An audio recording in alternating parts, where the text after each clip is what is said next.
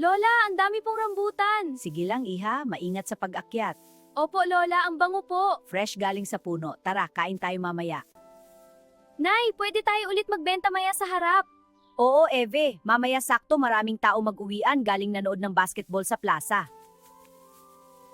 Ev, pabili ako 1 kilong rambutan. Sige po, magtitimbang na po ako. Ako din, Ev, 1 kilo. Sige po, sandali lang. Salamat, Ev. Salamat. Kami nating nabenta. Pwede na tayo bumili ng lechon manok sa linggo pag-uwi bukas. Sige, sa linggo punta kayo ng ate mo sa bayan para makabili kayo ng lechon. Ate! You're back! I missed you! Welcome home, anak. Salamat, Lola.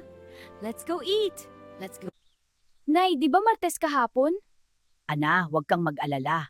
Bago pa lang lumabas si Eve ng bahay kahapon, nakapausok na ko sa paligid.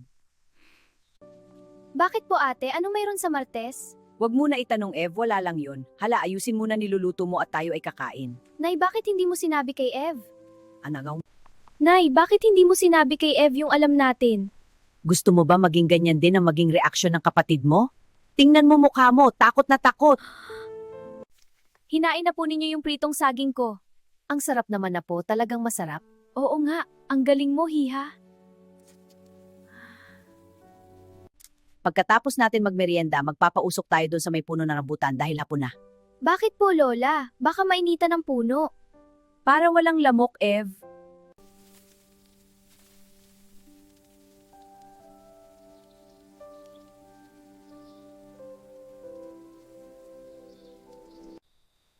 Ate, nakita mo yun?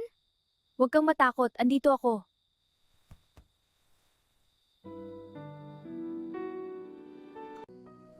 Ate, may sasabihin ako. Alam ba, tuwing hapon pag nagpapausok kami sa labas, kinagabihan lagi akong kinikilabutan. Para bang may tao sa likod ko habang naghugas pag ikaw wala naman po.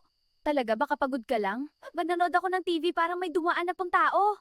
Ayan, nakita Wala akong nakita. Sigurado ka? Sinabi ko kay nanay, sabi niyang guni-guni ko lang daw pong yun. Pero hindi ate alam kung may nakita ako.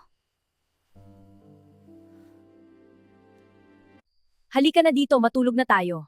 Pero natatakot ako. Kung ano-ano kasi pinapanood mong palabas, kaya ayan kung ano-ano nakikita mo. Dito ka na, tulog na tayo. Okay po. Ha? Anong yun?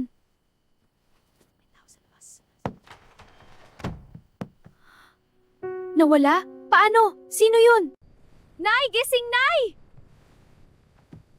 Bakit, Ana? Anong nangyari? Bakit mukhang takot na takot ka? Parang may tao sa kusina.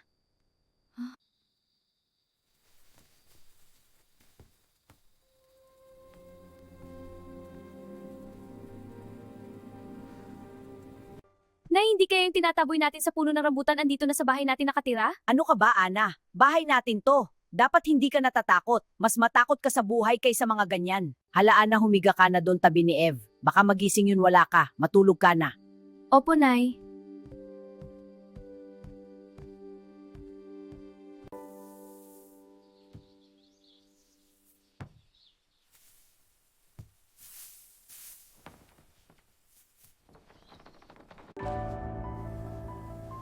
Nay, bakit po may asin dito at walis tingting? Hayaan mo lang yan, Eve. Matulog ka pa, maaga pa.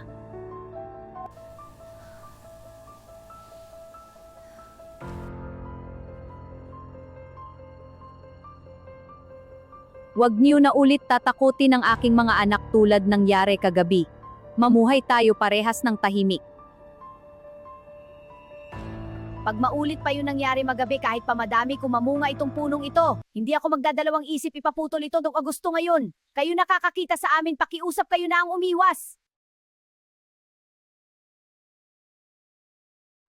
Ev, kung madaan kayo sa kahit sang lugar na may malaking puno, lagi niyong bigkasin ang salitang tabi-tabi po, makikiraan lang po. Respeto at paggalang sa nakatira sa puno, lalong-lalo na dyan sa rambutan natin. Bakit po, Nay? Puno din yung rambutan natin, kaya magtabi-tabi po ka din dyan.